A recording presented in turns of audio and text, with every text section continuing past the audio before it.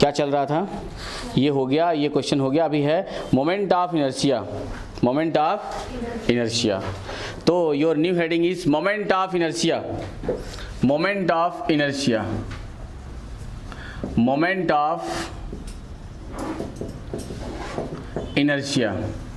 अभी देखो what is moment of inertia. तो सिंपल सी बात है कि मोमेंट ऑफ इनर्शिया है क्या। अगर आप किसी भी ऐसे सिस्टम की बात करते हो, सिस्टम मतलब जिसमें जो n नंबर ऑफ पार्टिकल से मिलकर बना था, जो आप लोगों को मैंने बताया कि ऐसा सपोज करो कि एक बॉडी है जो n नंबर ऑफ पार्टिकल से मिलकर के बनी हुई है, ठीक है। तो वहाँ पर आपने ऐसा x y z ऐसा एक्सिस कंसीडर किया था कि ये y हो गई और ये वाली क्या हो गई, x हो गई और इधर वाली z हो गई। And it is rotating with a constant angular velocity omega, ये रोटेट कर रही with constant angular velocity omega. और ये क्या हो गया, मास m1 और ये, या मास m और ये डिस्टेंस क्या हो गई r। तो इस सिस्टम में जो ये ऐसा सर्कुलर मोशन जो परफॉर्म करती है, when system performing rotational motion then all the particles of the system doing circular motion. तो जो ये सर्कुलर मोशन किसी एक्सिस, फिक्स एक्सिस के अबाउट जो ये कर रहा है, तो moment of inertia is defined for a particle I equals to mr square, the product of mass and square of distance from the axis of rotation to that particle. उसके axis of rotation से particle के भी जो ये distance है उसका square और उस पार्टिकल के मास का क्या कर दो, प्रोडक्ट। तो ये क्या कहलाती है, moment of inertia of that particle, उस पार्टिकल की मोमेंट ऑफ इनर्शिया हो गई सिस्टम में। तो ऐसे ऐसे ऐसे ऐसे ये क्या है, ढेर सारे पार्टिकल से मिलकर बना हुआ है, ठीक है। तो हम लोग क्या करेंगे, देयरफॉर अब ऐसा मान लो कि ये m1 और ये r1 है, तो ये i1 हो गया। Therefore moment of inertia of the system is equals to क्या हो गया, I equals to 1 to n। अभी आप क्या लिख सकते हो, ये मतलब mi/ri of whole square I equals to 1 to n, this is the moment of inertia of the system। ये किसी सिस्टम की मोमेंट ऑफ इनर्शिया है, ठीक। तो पहली बात, मोमेंट ऑफ इनर्शिया तब तक नहीं आ सकती जब तक कि कोई बॉडी क्या न कर रही हो, रोटेशनल मोशन न कर रही हो। जब तक रोटेशनल मोशन नहीं होगा, मोमेंट ऑफ इनर्शिया हम लोग फाइंड आउट नहीं कर सकते, ओके। तो जब हम आप किसी चीज़, किसी सिस्टम को ऐसा रोटेट कराते हैं किसी फिक्स एक्सिस के अबाउट या फिर किसी भी एक्सिस के अबाउट, तो जैसे ही रोटेशनल मोशन होगा वैसे ही मोमेंट ऑफ इनर्शिया आएगी। अगर मतलब बिना रोटेशनल मोशन के मोमेंट ऑफ इनर्शिया पॉसिबल नहीं है। जैसे ही रोटेशन जीरो हुआ, मान लो रोटेशनल जो मोशन है वो रेस्ट पे आ गई, वैसे ही आई की वैल्यू क्या हो जाएगी, जीरो। और एक बात, बड़ी इंपॉर्टेंट बात, कि जब आपने अभी भी इसके पहले जो देखा था कि इसके हर एक पार्टिकल की क्या है, लीनियर वेलोसिटी है। तो यहाँ पर ये जो लीनियर वेलोसिटी है, मान लो v1 है, तो ये r1 और ये ओमेगा, क्योंकि ओमेगा तो हर एक पार्टिकल की है। ओमेगा जो होगी, यहाँ पर जितने n नंबर ऑफ पार्टिकल होंगे सबका ओमेगा क्या होगा, फिक्स, क्योंकि system is rotating with constant angular velocity omega. मतलब जितने भी पार्टिकल होंगे, चाहे वो पास वाला हो दूर वाला हो, सबकी जो एंगुलर वेलोसिटी होगी बस उस पार्टिकल की छोड़कर जो कहाँ पड़ जाएगा, इस रोटेशनल एक्सिस पे, क्योंकि उसका r क्या हो गया, अभी जीरो हो जाएगा। तो क्या आपने बात को समझा कि मोमेंट ऑफ इनर्शिया क्या है। Moment of inertia of any body or any particle is defined as the product of mass and square of distance from axis of rotation to that point, जिस पार्टिकल या जिस point या जिस system को ले रहे हो वहाँ। अब आप सिस्टम की बात करोगे तो सिस्टम में क्या होगा, एक एक पार्टिकल की मोमेंट ऑफ इनर्शिया कंसीडर करके आप क्या ले लोगे, सभी पार्टिकल का सम कर दोगे, वही क्या कहलाएगी, उसकी मोमेंट ऑफ इनर्शिया। तो आप लिख दो मोमेंट ऑफ इनर्शिया, हेडिंग डाल दो। कैसे लिखोगे, ऐसे डायरेक्ट ऐसा लिखना चाहोगे, या फिर मैं आपको ऐसा बताऊँ कि ये रोटेशन ऐसा करेगा, फिर काइनेटिक एनर्जी ऐसी होगी, फिर मतलब जो एक स्टैंडर्ड वे है, पहले तो ऐसे लिख दो, एक बार ऐसे लिख दो, ऐसे ही कि moment of inertia is defined as, moment of inertia is defined as, moment of inertia is defined as the product of mass. वैसे और स्टैंडर्ड लिखना था तो ऐसे लिखते हैं, the moment of inertia of a rotating body is defined as. तब तक तक मोमेंट ऑफ इनर्शिया नहीं आएगा जब तक कि कोई बॉडी क्या ना करे, रोटेशनल मोशन ना करने लग जाए। ओके, तो क्या लिखा, moment of inertia of a rotating body is defined as the product of mass,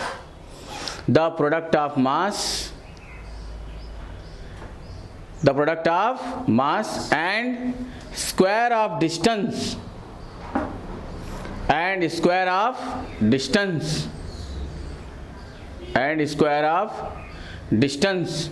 from rotational axis to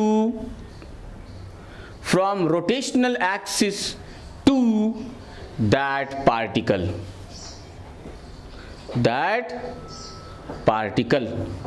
बराबर। that is ऐसा लिखो, that is for any critical ith particle I is equals to mi/ri square, ऐसा। Therefore, या ऐसा लिखो, if this system is consist of n number of particles,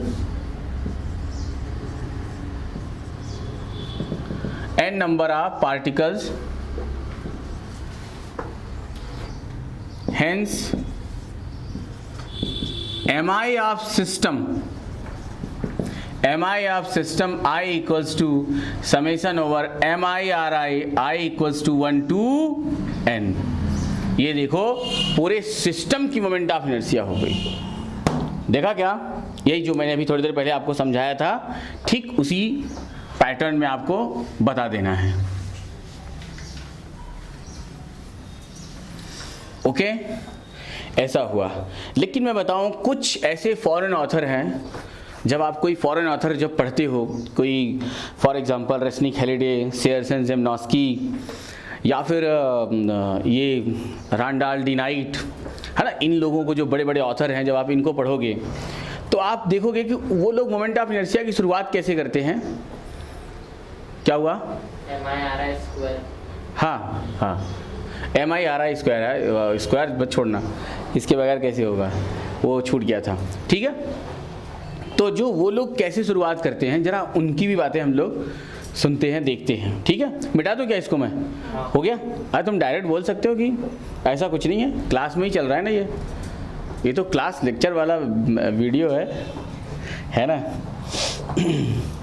महिमा कभी ले जाएगी, खुद घर पे देखेगी कि हाँ मेरी क्लास वाला वीडियो है ये, है ना। हाँ, तो तुम सबके लिए ये है ही कि कभी भी मान लो तुम्हें कुछ रिवीजन करने की ज़रूरत पड़ी तो ऐसा वीडियो लेके जाओ, कर लो। ठीक है, मिटा दो इसको। अब देखो इधर, अब अगर मैं तुम्हें थोड़ा सा उनके तरीके से बताऊं, स्टैंडर्ड तरीके से, तो उन लोगों ने जो मोमेंट ऑफ इनर्शिया को डिफाइन किया, उन्होंने मोमेंट ऑफ इनर्शिया कैसा, उसको एक सेकेंडरी थिंग्स रखा। प्राइमरी में क्या निकाला कि रोटेशनल काइनेटिक एनर्जी। तो तुम अब हेडिंग डालोगे rotational kinetic energy. Moment of inertia में हेडिंग होती है rotational kinetic energy, rotational kinetic energy. तो बच्चों आपकी जो हेडिंग है वो है रोटेशनल काइनेटिक एनर्जी, मतलब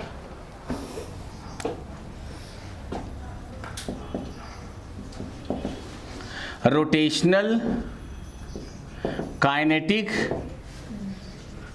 एनर्जी। ठीक है,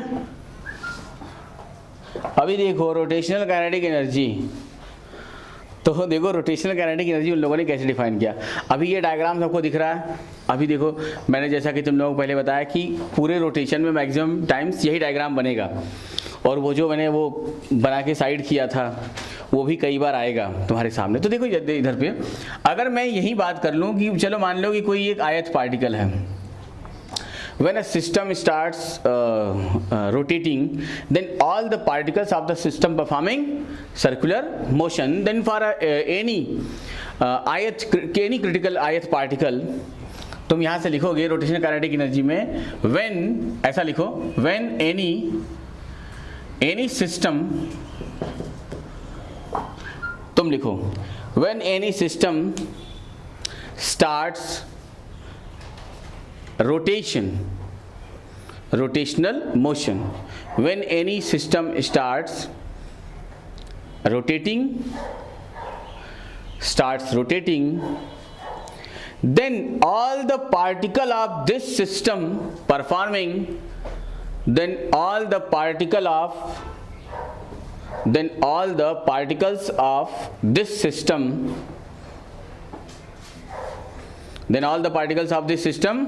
performing circular motion.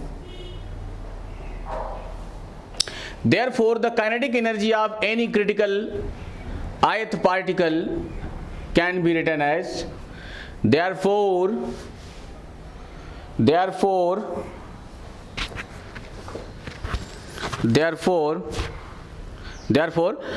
kinetic energy of any critical ith particle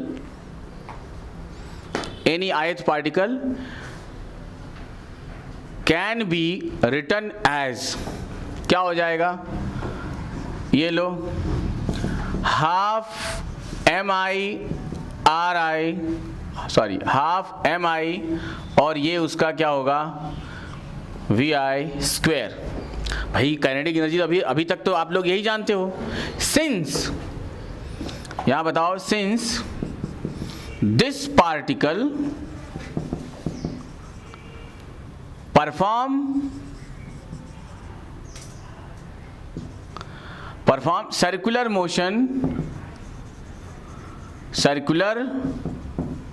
motion, then it must follow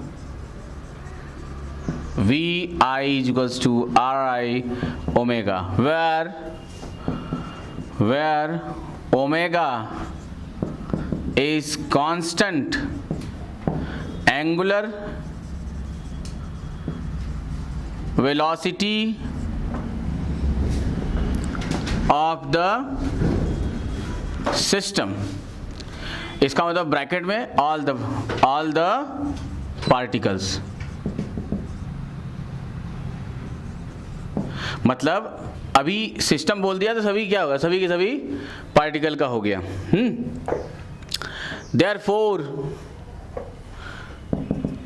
क्या आ गया, ki इज इक्वल्स टू क्या लिख सकते हो, हाफ mi, और यहाँ पर आप ri square into omega square, चलेगा, है ना,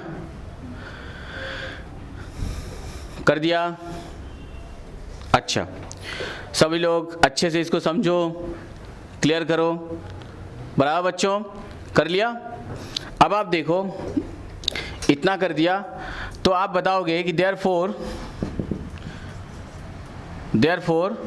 for a system,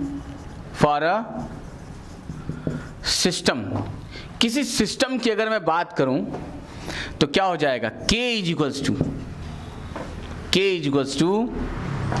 1/2 summation over mi ri square into omega square, और k is equals to 1/2 into omega into summation over mi ri square. अच्छा, यहाँ से पता चला कि जो ये ओमेगा स्क्वायर है ये तो कांस्टेंट है, तो इसमें आई जे के कुछ भी रखने की ज़रूरत है ही नहीं, और यहाँ पर बता देना i इक्वल्स टू क्या है, 1 to n, i equals to 1 to n, तो half omega square summation over i equals to 1 to n mi ri square. बराबर बात समझ में आ रही सबको, क्लियर बच्चों, अथर्व क्लियर है, ओके। तो k equals to half omega square summation over i equals to 1 to n mi ri square. Now we will define, अब यहाँ से वो फॉरेन ऑथर लोग क्या कहते हैं, यहाँ से वो कहते हैं now we will define a new parameter called moment of inertia. मतलब वो अलग से उसको नहीं बताते, वो डायरेक्ट यहाँ से बताना स्टार्ट करते हैं कि this is known as moment of inertia. तो यहाँ से तुम लोग लिखोगे Now we will define a new parameter. Now we will define a new parameter called. Now we will define a new parameter called moment of inertia. Moment of inertia.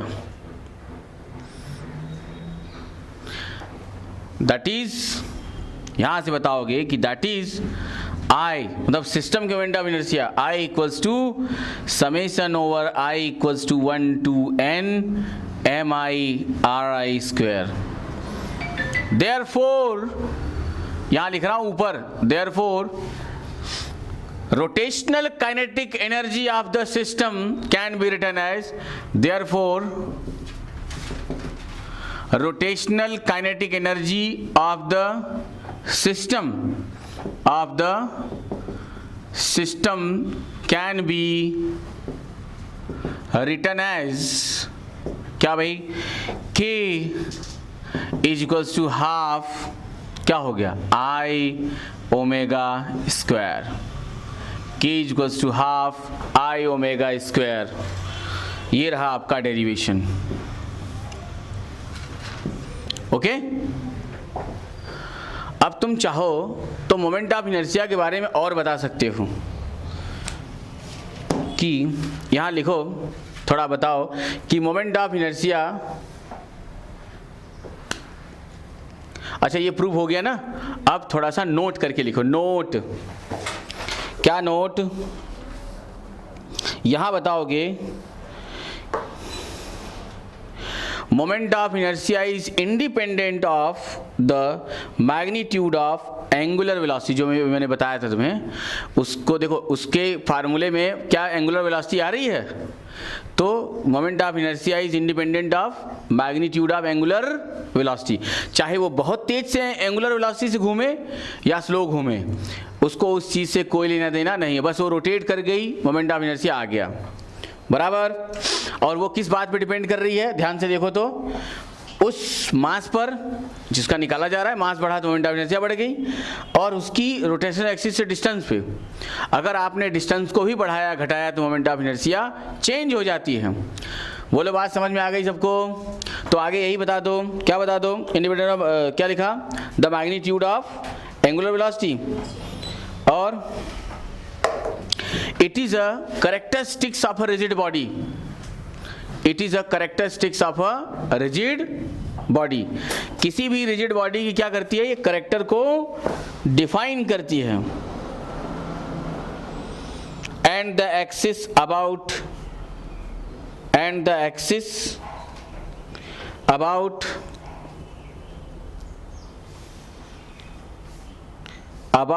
which it rotates, and the axis about which it rotates, जिसके about ये rotate करती है उस पर depend करती है. और distribution of mass, distribution of mass का मतलब पास और दूर वाली कहानी. अगर डिस्टेंस बढ़ी रोटेशनल एक्सिस से तो moment of inertia will increases, और अगर पास ला दिया तो मोमेंट ऑफ इनर्शिया डिक्रीजेस. आई बात समझ में? ओके. तो आ जाओ अब अगले, इसके बाद क्या है, अब हम लोग जो है इसके दो कुछ इंपॉर्टेंट पॉइंट के बारे में डिस्कस करेंगे. है ना. तो आ जाओ हम लोग जो है, पहला एक इसके दो लिखो, some important points about moment of inertia. मतलब ये जो दो मैं मोमेंट ऑफ इनर्शिया बताने जा रहा हूँ, दो पॉइंट में. अब आपको लग रहा होगा कि ये तो बहुत ही छोटी मोटी बात है. हाँ बिल्कुल छोटी बात है, लेकिन मैं तुम्हें बताऊं कि जब फिजिक्स के कभी कभी न्यूमेरिकल या जब तुम्हें डेरिवेशन की बात आएगी, तब ये दोनों चीज़ें अक्सर क्या होती हैं, यूज़ होती हैं. थोड़ा सा आपको मोमेंट ऑफ इनर्शिया का लिंक लग जाता है कि ये आगे चल के कैसे किसी से जुड़ता है. तो आ जाओ हम लोग थोड़ा सा इसमें पॉइंट, फर्स्ट पॉइंट क्या है, फर्स्ट पॉइंट क्या चल रहा है ना. फर्स्ट पॉइंट है आपका, हम लोग निकालेंगे मोमेंट ऑफ इनर्शिया किसकी निकालेंगे, moment of inertia of ring. तो यहाँ से मिटा दूँ इसको, हो गया ना सब बच्चों? वेरी गुड, बहुत फास्ट. ऐसे नोट करो जल्दी जल्दी, एकदम मेरे साथ करते चले जाओ.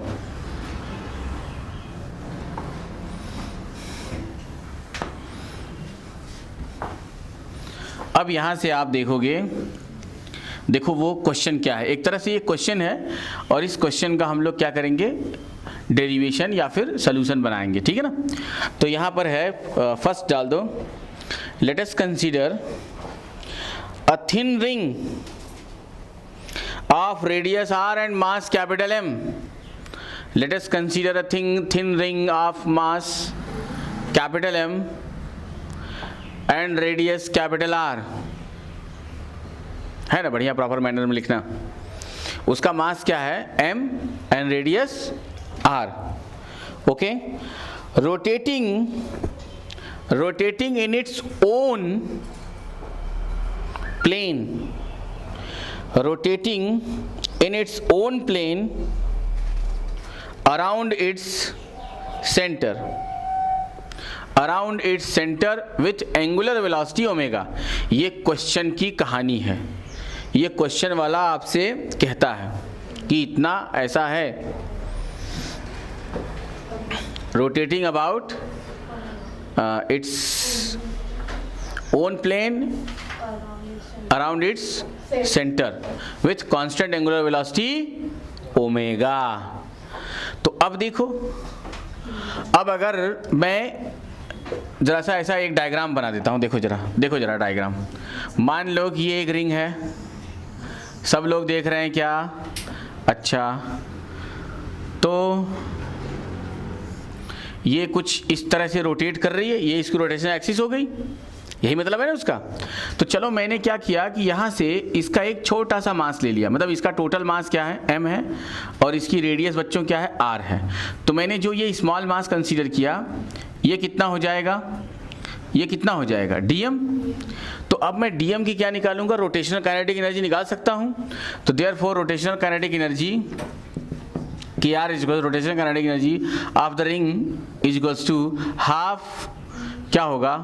अब अगर तुम सोचो तो वैसे होना क्या चाहिए, dm इंटू जो इसकी लीनियर वेलोसिटी होगी, ये क्या होगा, v स्क्वायर, वो तो कांस्टेंट ही होगी ना, क्योंकि वो कांस्टेंट एंगुलर वेलोसिटी ओमेगा से घूम रही है, रोटेट कर रही है अबाउट इट्स ओन एक्सिस। तो ये हो गया, यहाँ से अब ये सर्कुलर मोशन कर रही है, तो v इक्वल्स टू क्या होगा, r ओमेगा। तो ये हो गया dm इंटू क्या आ गया,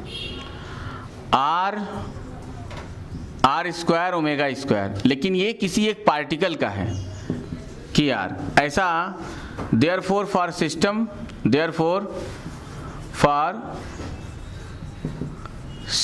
सिस्टम की बात करूंगा तो क्या हो गया, k, कैपिटल K और ये r is equals to 1/2 r square omega square और समेशन ओवर क्या हो गया, dm।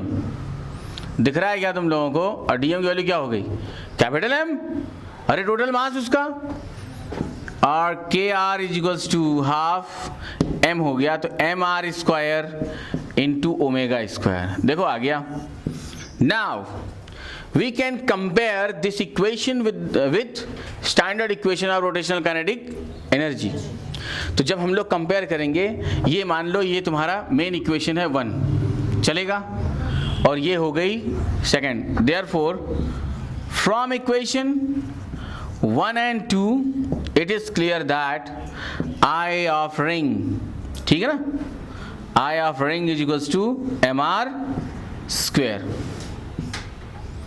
देखा क्या तुम लोगों ने, रिंग की मोमेंट ऑफ इनर्शिया क्या निकल के आई, mr स्क्वेयर, है ना, mr स्क्वेयर निकल के आई। तो ऐसा हो गया। अब ये क्लियर हो गया तुम्हें। और मैं बताऊं, इन जनरल ऐसा मोमेंट ऑफ इनर्शिया को हम लोग और कैसे, इन जनरल, ये ऐसा एक अलग ही पॉइंट है अपने आप में। इन जनरल क्या होता है, moment of inertia I equals to summation over, मतलब पूरे सिस्टम की, जब कोई कंटिन्यूअस बॉडी होगी, फॉर अ कंटिन्यूअस बॉडी, तो क्या हो जाएगा, m मतलब क्या हो गया, dm into r square, into dm या dm इंटू r स्क्वायर।